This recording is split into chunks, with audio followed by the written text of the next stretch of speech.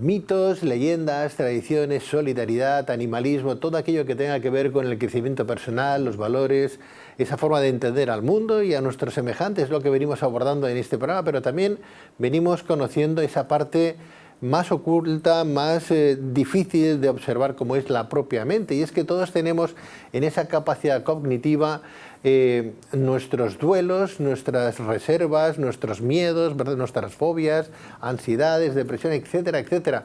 Y posiblemente hasta que uno no vive en ese estadio no sabe reconocer qué es lo que está viviendo, ¿no? Por eso es importante estar ojo a visor a esos síntomas, hablar con algún profesional de la materia para que nos ilustre y nos diga qué es lo que estamos viviendo y cómo podemos salir de ahí. Hoy les voy a hablar de un especialista que habla desde el punto de vista de la psicología, que habla de ese estrés y de esa ansiedad que podemos cursar en un momento determinado y que puede hacernos cursar incluso patologías severas. Les presento a Benjamín Porras, que es licenciado en Psicología Clínica, licenciado en Periodismo, máster en Psicología General Sanitaria, posgrado en Hipnosis Clínica, formado en Programación Neurolingüística, coach y autor del programa terapéutico Vencer el Estrés. Benjamín Porras, muy buenas noches. Muy buenas noches, Pedro. Bienvenido. Gracias, qué bueno volverte a ver por aquí. Sí, porque estuve el otro día en nuestro programa de radio Luces en la Oscuridad y francamente me sorprende que para la juventud de nuestro invitado tenga ese currículum que tiene, ¿no? Felicidades, ¿no? Muchas gracias, Pedro. He de decirte que he recibido muchos mensajes a raíz del programa de radio de mucha gente que se sintió identificada con lo que estuvimos conversando el otro día y he podido conectar con gente muy interesante a raíz del programa, bueno. Gente que te sigue. Qué bueno. Bueno, que ahora te siguen a ti. Eso parece. Que ahora te siguen a ti. Muy bien, Benjamín, cuéntanos tú, vamos a hablar de ansiedad, estrés, es algo que si no lo has vivido en tus carnes, a lo mejor cuesta un poco reconocer o identificarte con la persona que lo está sufriendo, ¿no? Porque me oye, estrés, ¿qué es esto? Oye, ¿no? Ansiedad, ¿qué será la ansiedad? Pero el que lo vive lo pasa francamente mal, ¿no? Sí, mira, fíjate, Pedro, que esta mañana he estado en una empresa donde estamos haciendo entrevistas de equilibrio emocional, auditorías de clima interno, y una de las personas que estaba entrevistando, una empleada, me comentaba: no entiendo la gente que tiene estrés, me parece indignante la gente que tiene estrés, ¿no? Y es curioso, ¿no?, porque al final eso representa pues un poco cómo se ve el estrés desde fuera, ¿no?, las personas que no han pasado por ahí, a pesar de que la prevalencia, como comentábamos el otro día, es muy alta, es muy habitual que una persona en cierto momento de su vida no solamente tenga estrés, que eso es algo normal, sino que pueda padecer consecuencias a raíz de cronificar el estrés, ¿no? Entonces, creo que es importante para poder hablar de esto, tener una experiencia más allá de los estudios, ¿no?, que sea personal, ¿no? ¿Y cómo podemos, Benjamín, ilustrar para que nuestros telespectadores sepan que estamos ante una patología, y hablo de una enfermedad importante, ¿no?, que cursa en mucha gente, que lo dice la Organización Mundial de la Salud, ¿no?, y que tiene una prevalencia, como tú dices, más importante en la sociedad? ¿Cuánta gente más o menos podría estar sufriendo de estrés, de ansiedad, de depresión en España, en Europa, en el mundo? Mira, y hay un dato que me parece muy interesante, que es que una de cada tres personas va a vivir patología derivada del estrés, por ejemplo ansiedad, en algún momento de su vida. Wow. Entonces, estamos hablando de una epidemia. Actualmente había una contra en La Vanguardia hace un tiempo, del doctor Alonso, que decía que estamos delante del factor, el factor por encima del sedentarismo, de la comida basura, del tabaquismo, de otras adicciones, que más propicia la derivación de enfermedades de no transmisión, es decir, enfermedades cardiovasculares e incluso cáncer. Es un factor muy relevante. La Organización Mundial de la Salud está poniendo mucho foco en ello. Y no le damos importancia. Está normalizado, sobre todo aquí en Occidente, es como que hasta, bueno, hacemos broma, ¿no? Porque, bueno, parece como que es necesario para tener un gran rendimiento en nuestros trabajos, ¿no? Yo soy partidario de otro modelo de rendimiento en el que el estrés se pueda colocar a un lado, ¿no? ¿Cómo cursa? Por ejemplo, hablamos ya de una patología. ¿Cómo cursa la ansiedad? Ya no hablo del estrés, hablo de la ansiedad directamente. Claro, es que debemos diferenciar entre estrés y ansiedad, ¿no? Estrés es el proceso fisiológico que se activa cuando nuestro inconsciente detecta que algo es amenazante. La ansiedad es una de esas reacciones. De todas las reacciones que pueden producirse cuando el estrés se cronifica, la ansiedad es una de ellas. La podemos identificar fácilmente pues porque es esa sensación de alarma, de alerta, ¿no?, en la que puede aparecer taquicardia, sudoración, sensación incluso de de mareo, de disociación con el entorno, ¿no? Y es muy desagradable. La gente que la hemos padecido o que la gente que la padece la identifica rápidamente. Claro, dice zapatero a tus zapatos, en este caso, ¿no? Porque hablamos con un psicólogo que además ha vivido en sus carnes, ¿no? Creo que fue en el 2011 cuando tuviste un episodio importante, si quieres nos lo puedes contar, ¿no? Sí. Para adentrarte un poquito más y empatizar con tus pacientes. Claro, ¿no? es lo que comentamos antes, ¿no? De que es necesario poder vivir esto para poder empatizar, ¿no? con la gente que lo vive, ¿no? En 2011 yo estaba trabajando en la policía local de Vilanova i la Geltrú, que es un municipio de aquí del área metropolitana, y nada, yo llevaba 3-4 años trabajando allí como auxiliar técnico administrativo y llevaba una carga de trabajo bastante interesante, sobre todo en momentos punta. Quizás no era un trabajo estresante sostenido en el tiempo, pero había momentos donde era surrealista, donde había que atender muchos servicios al mismo tiempo, ¿no? Y a día de hoy yo solamente sé hacer una cosa a la vez, en aquel momento también. Y nada, un día al salir a turno de tarde, 10 de la noche, al salir de allí me di cuenta de que todo parecía que diera vueltas, como si fuera un ataque de vértigo o lo que comúnmente llamamos mareos, ¿no? Me fui a dormir, el síntoma seguía ahí, al día siguiente el síntoma seguía ahí, toda la semana, cada hora de esos días, ¿no? El síntoma seguía ahí. Entonces al final evidentemente se convierte en una preocupación, ¿no? Porque dices, algo no encaja, es un problema de visión, es un problema de otra índole, y es ahí cuando iniciamos pues todo lo que es el periplo de pruebas médicas, intentando desde la incertidumbre más absoluta saber qué está ocasionando. ¿A qué obedecía? Pues al final era ansiedad.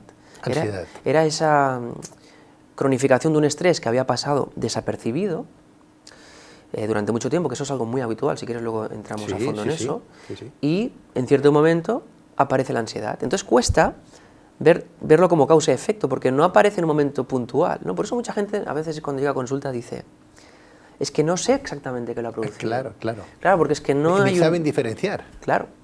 Porque, a ver, ¿podríamos dar, por ejemplo, algún ejemplo? Sí. Benjamín, estrés.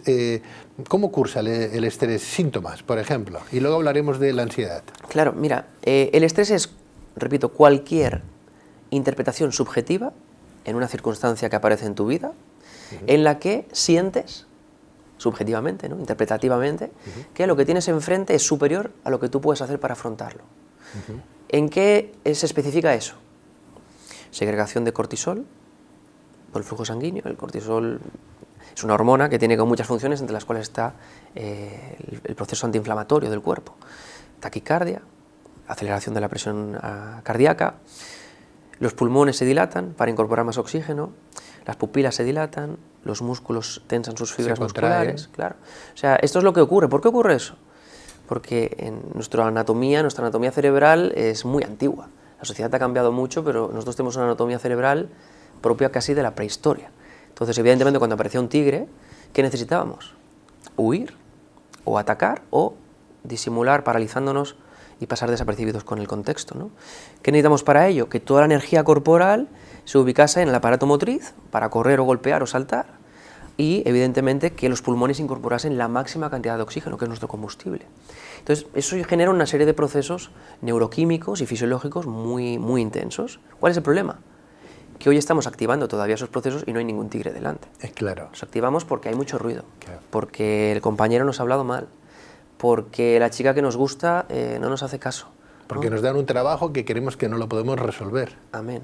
Tal cual. Es decir, cuando yo percibo que lo que tengo delante va a superar mi capacidad para afrontarlo, es estrés. Punto, activo ese botón.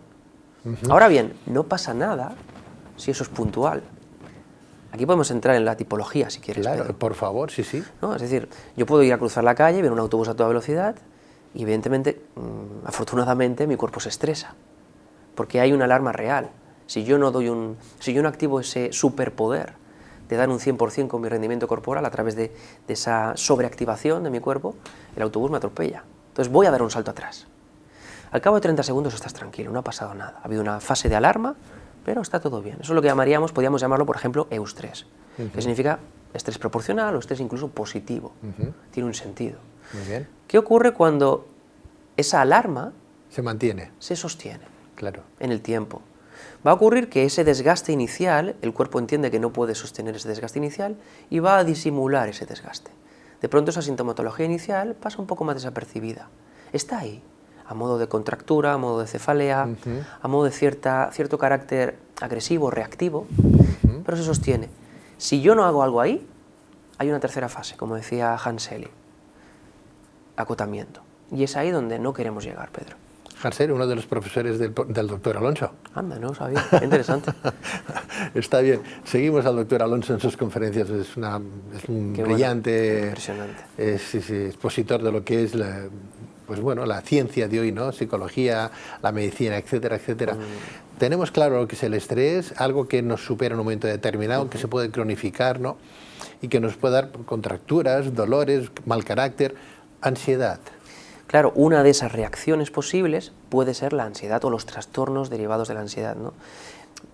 Hay muchas consecuencias posibles. La depresión sería otra cosa, aunque muchas veces aparece de manera relacionada con la ansiedad. ¿Qué es la ansiedad en concreto? La ansiedad es vivir desde el miedo, ¿no? Vivir somáticamente, es decir, corporalmente, fisiológicamente desde el miedo. Pueden aparecer sensación de no querer acudir a ciertos lugares, cuando aparece presencia de conductas fóbicas, muy habitual en mi consulta, por ejemplo, que se derive en agorafobia, es decir, no voy a salir de casa. ¿Por qué? Porque he vivido esas experiencias somáticas muy intensas en ciertos contextos, a veces en muchos contextos diversos. Entonces, ¿por qué mejor no me quedo en casa? ¿Por qué tengo que arriesgarme a volver a experimentar eso? Entonces, es muy desagradable, es muy inhabilitante, porque además genera una apertura de un foco permanente de pensamientos negativos que retroalimentan el estrés. Claro, o la es ansiedad. Complicado el que no vive una ansiedad versus depresión, porque luego aquello acaba ahí, ¿no? No se da cuenta del problema que tiene su compañero, su amigo, su familiar que lo está viviendo, ¿eh? Totalmente. Ayer justamente me llamó un chico que escucha Luces en la Oscuridad, un chico de Elche, que se ve que cada noche se pone vuestro podcast porque le relaja un montón, ¿no? Y bueno, encontró mi teléfono, me llamó y me estuvo explicando su historia.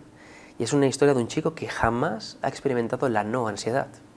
Es decir, toda su historia de vida, toda su historia biográfica es ese miedo permanente, esa sensación de alerta en que en cualquier momento va a ocurrir algo, ¿no? La sintomatología que describía este chico era terrible.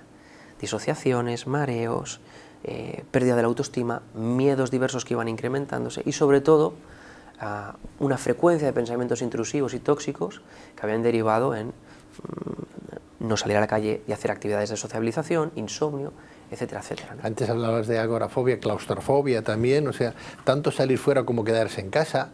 Cosas simples como taparse con una sábana hasta la cabeza en un momento determinado se pueden convertir en un momento de ansiedad, como decir, me estoy asfixiando, me voy a ahogar, no me voy a morir, ¿no? Hay que vivirlo eso, ¿eh? Vivimos en una sociedad muy estresante, entiendo yo, Benjamín, los psicólogos tenéis ahí un trabajo importante a realizar porque nos tenéis que equilibrar a todos un poquito, bajar un poco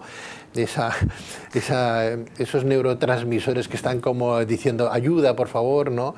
Que algo no funciona, ¿no? Esa sinapsis de nuestras neuronas que dicen hay alguna que está como cortada, que no se conecta, que no funciona bien y ese fluido eléctrico mental no parece como que se ha quedado ahí opaco, ¿no? Tenéis mucho trabajo porque, como bien decías, 1 de cada 3 personas pueden sufrir un episodio de depresión o de ansiedad, ¿no? Hablamos también de daños colaterales, porque, claro, la ansiedad o la depresión no la vive uno solo, la vive también el familiar que tiene alrededor. ¿Qué te pasa? ¿Te está cambiando el carácter? ¿Ya no me quieres? Preguntas que se hace el familiar, ¿no? ¿Qué daños colaterales nos puede llevar? Totalmente, Pedro, y me parece súper interesante que comentes esto, ¿no? Hay que entender que son síntomas, como decíamos, inhabilitantes, pero además de índole introspectiva, porque llevan a un exceso de autoobservación, que por cierto retroalimenta los propios síntomas. Nosotros cuando trabajamos en el tratamiento de este tipo de circunstancias, lo que estamos trabajando es la relación con el síntoma, ¿no? Yo siempre pregunto, ¿cuán cómodo se encuentra tu ansiedad en ti? Siempre hago esta pregunta, es decir, ¿qué tal la estás cuidando? Es muy paradójico, pero es una manera de iniciar a la persona que está enfrente a entender de que así como se relacione con el síntoma, así ese síntoma va a perdurar o va a empezar a minvar, ¿no? Entonces, claro, pongámonos en esa situación, ¿no? Una persona que está viviendo esa experiencia subjetiva, que desde fuera nadie entiende porque no es visible, no tienes manchas, no te está creciendo en ningún bulto ni nada, es simplemente algo que está ocurriendo a nivel interno, ¿no? Entonces, a veces parece ficción, a veces parece un exceso de dramatismo desde fuera, ¿no? Esta persona que me decía hoy por la mañana la gente exagera, ¿no? Esto no tiene sentido, no entiendo a la gente que tiene estrés, ¿no? Y en realidad es muy real, la experiencia es muy real, es muy intensa, a veces es un 10 de 10, ¿no? Entonces, al final, estas personas solemos entrar en un estado de cerrarnos, aislarnos, adquirir un carácter huraño, ermitaño, incluso muy reactivo, muy reaccionario, que puede acabar pareciendo caracterial, es decir, puede acabar derivando en una modificación del carácter. Incluso en una patología severa, ¿no? Por supuesto, incluso... Un cáncer puede venir reproducido, por ejemplo, porque claro, la genética nos dice que, parte de la genética nos dice que muchos de nuestros problemas, de nuestras enfermedades o nuestras patologías provienen de herencia, ¿no? Genética. Sin embargo, hay otra investigación también dentro de la genética que dice que no, que solamente un 5% es lo que podemos llegar a reproducir y que son nuestras acciones, nuestros actos, nuestras palabras, nuestras actitudes ante las adversidades, por ejemplo, las que provocan de verdad que una persona sufra una patología severa e importante. Bruce H. Lipton, por ejemplo, es un investigador catedrático buenísimo, ¿no? que dice, no, usted va a reproducir una enfermedad, si usted quiere reproducirla, ¿no? De alguna manera, ¿no? Porque sus palabras, su forma de ver el mundo es todo tan negativo que al final acaba reproduciendo. Si esa ansiedad, si ese estrés, si esa depresión la cronifica y dice qué malo está el mundo, qué mal me siento, qué mal, al final te acaba saliendo algo. Totalmente de acuerdo, y eso es una buena noticia, porque significa que hay algo que sí que podemos hacer, que claro, no todo es accidental, que no todo es una programación genética, ¿no? El ambiente, el contexto, nuestra relación con el contexto, con nuestro propio cuerpo, va a determinar en un gran porcentaje lo que va a acabar ocurriendo con esa ansiedad. Benjamín, ¿qué podemos hacer para calmar la mente, para encontrar la paz? Tu consejo como psicólogo, como buen especialista. Yo lo primero que diría es que la rueda ya está inventada, Pedro. Entonces, yo ahora puedo venir, aprovecho este medio para difundir el mensaje, pero el mensaje está escrito hace mucho tiempo, es decir, hay mucha sabiduría acumulada, ¿no? Sobre todo, tenemos mucha maestría en Oriente, ¿no? Tenemos que ralentizar. Yo, para mí, esta es una palabra de la que estoy enamorado desde hace muchos años, que es ralentizar, rebajar la intensidad con la que vivimos todo. Una de las grandes plagas de esta manera de relacionarnos es que vivimos con un exceso de dramatismo y creyendo que todo es un problema, ¿no? Es por eso que, bueno, yo he querido publicar este libro que tenemos ahora en pantalla. Es un libro totalmente gratuito en el que, bueno, hablo de esto, ¿no? Que realmente no es imposible vivir sin estrés, sino que es un deber que tendríamos que tener todos. Hablas, ¿no?, de 5 pilares en esta fantástica obra tuya. ¿Cuáles son? Para mí, a modo de síntesis, por favor. Para mí un pilar es algo que es incuestionable, sí, ¿no? Es algo que no es negociable. Podemos negociar el tipo de terapia o el tipo de trabajo introspectivo que se debe hacer para reparar esto. Y habrá quien lo haga con meditación, habrá quien lo haga autosugestionándose, y seguro que lo logra también, o habrá quien lo haga a través de pranayama de yoga o mindfulness. Hay un montón de opciones, ¿no? Pero hay 5 pilares que son básicos, ¿no? Estamos hablando de cosas muy obvias, ¿no? Descanso. El cuerpo necesita descansar, forma parte de esa ralentización. La pregunta es ¿cuántas horas necesitas dormir? No cuántas debes dormir, cuántas necesitas dormir. ¿Cómo sabemos cuánto necesitamos dormir? Porque cuando te levantas no puede ser que te sientas como si te ha atropellado un tráiler. Si te levantas más cansado de cómo te fuiste a dormir, quiere decir que algo estamos haciendo mal. Segundo, actividad física. Qué fácil, ¿no? Qué fácil y cómo nos cuesta, ¿no? Esta mente hedonista que busca el ahorro permanente de energía y de acomodamiento, ¿no?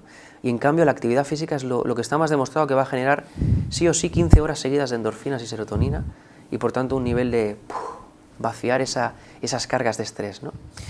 Buena alimentación. Alimentación es donde realmente comamos lo que el cuerpo necesita, donde no le estemos dando azúcares, alcohol, bebidas gaseosas para disimular lo que nos pasa, ¿no? Estado de ánimo. Evidentemente, es cierto que no todo es un estado de ánimo positivo, que la vida tiene circunstancias que son complicadas y hay que verlas como tal, pero es verdad que una actitud positiva y el colocarse en estados de gratitud va a determinar un cambio. Todo esto es gratis, todo esto no necesita ni de coach, ni de mentores, ni de terapeutas. Y luego hay una cosa muy curiosa, ¿no?, que es la hidratación. Somos 3/4 partes de agua, dicen, ¿no? Entonces necesitamos tener un buen nivel en nuestro ecosistema fisiológico. Todo esto es algo gratuito. Es una de las cosas que hablamos en el libro, ¿no? Y esto es algo que en el libro profundizamos mucho con muchos detalles, ¿no? Pero que creo que es algo que deberíamos ya cuestionarnos sí o sí si estamos siendo muy comprometidos en velar por estos pilares básicos, ¿no? Escuchándote me parece que son los 5 pilares básicos fundamentales para empezar a solucionar problemas. ¿Podría yo apuntar uno más si tú me corriges si estoy equivocado? Que tú lo habrás estudiado seguramente y habrás dicho, este no es fundamental. Retirarse del problema, por ejemplo, buscarse unas vacaciones. Ostras, me encanta eso, suena de lujo. A lo mejor es porque las necesitamos todos un poco, ¿no? Pues quien más que menos ha sufrido un momento de estrés o de ansiedad, dices, está bien lo que hice, pero ahí sí me voy unos días. Sí, me encanta, me encanta. Me voy a la montaña, no sé, me voy a la playa a pasear, olvidarme, sin teléfono no me lo llevo, me olvido, sí. Mira, fíjate, justamente ayer hablaba con un paciente que yo siempre pregunto, cuando empezamos a entrenarnos, en relajarnos, ¿no? Siempre pregunto, oye, no me hagas caso a mí, ¿tú cómo te relajas? Explícame tú cómo te relajas. Y me decía, no, es que no, yo creo que no me relajo. Digo, ¿seguro que hay un momento en tu vida donde te relajaste? Y me decía, bueno, hay un momento. Digo, ¿dónde estabas? Y dice, en Punta Cana. Y digo, vale. Claro. Es decir, claro, obviamente, ¿no?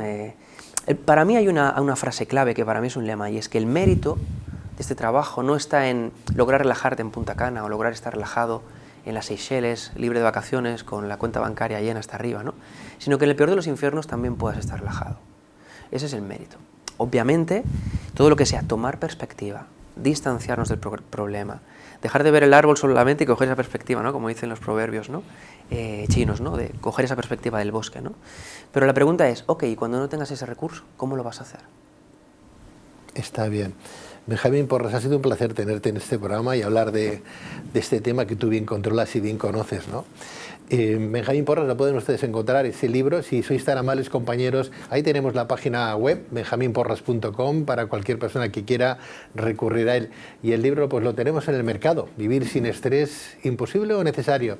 Totalmente gratis, ¿eh? Es un regalo, es un regalo. Sí. Es un regalo, es un regalo para que la gente conozca más. Sí. Ah, qué bueno, o sea, yo entro en benjaminporras.com. Pones ahí tu correo y ahí te llega, pum, el libro. ¿Qué me dices? Sí.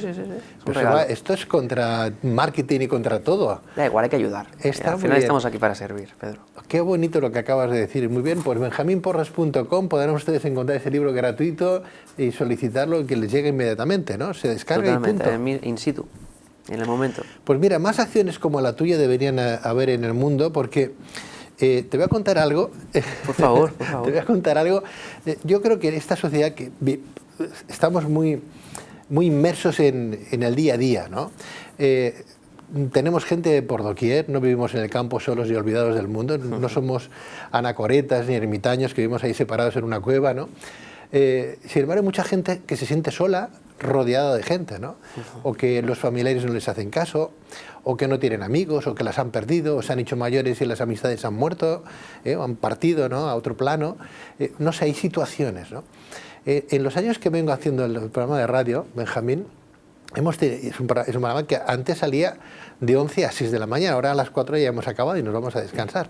Pero en 30 años que venimos haciendo Luces en la Oscuridad hemos tenido todo tipo de llamadas a todas horas de la noche. Llamadas de gente sola, con ansiedad, con estrés, y en alguna que otra ocasión hemos tenido que ayudar a más de uno, hemos tenido que enviar a la policía porque decían que se iban a quitar la vida, ¿verdad? Vivimos rodeados de gente, pero a veces la gente se siente sola, ¿no? Y sin amor, ¿no? Y sin amor. Nosotros hoy hemos creado, teniendo toda esa retahíla de historias, hemos creado, y puede servir, parece que esto sirva ahora de publicidad, pero no lo es. Hablo de este tema solidario y empático como tú. Lo has hecho con tu libro.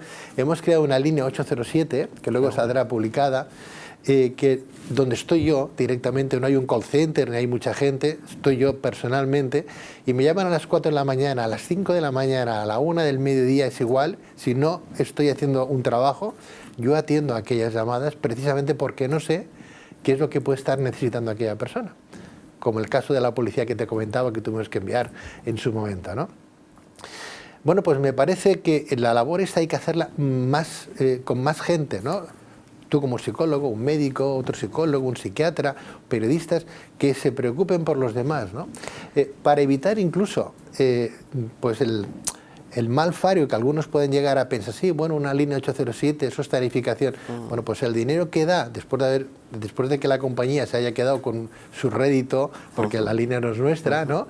Ese dinero va directamente a una fundación de niños y a alimento para animales, no nos lo quedamos nosotros. O sea que encima el problema de aquella persona sirve para ayudar a otros a otros seres vivos, ¿no? Me parece muy inspirador, Pedro. Y es lo que venimos haciendo también nosotros en este programa. Por eso que actitudes y salidas como la tuya, de ofrecer un libro para salir de la ansiedad, de la depresión, que de forma gratuita, oye, me parece de verdad un trabajo que te tengo que felicitar, en serio. Ojalá hubiera más gente como tú. Yo creo que nos tenemos que comportar como el cambio que queremos ver, ¿no? Y ojalá pues, entre todos podamos aportar nuestro granito de arena, que haya esa masa crítica de despertar, de cambio de conciencia, en el que las personas pues, podamos todos ayudarnos. Al final estamos en el mismo barco, ¿no? Sí, señor. Benjamín Porras, es un placer tenerte en este programa. Muchas gracias. Pedro, gracias a ti. Gracias, que vaya muy bien todo. Gracias.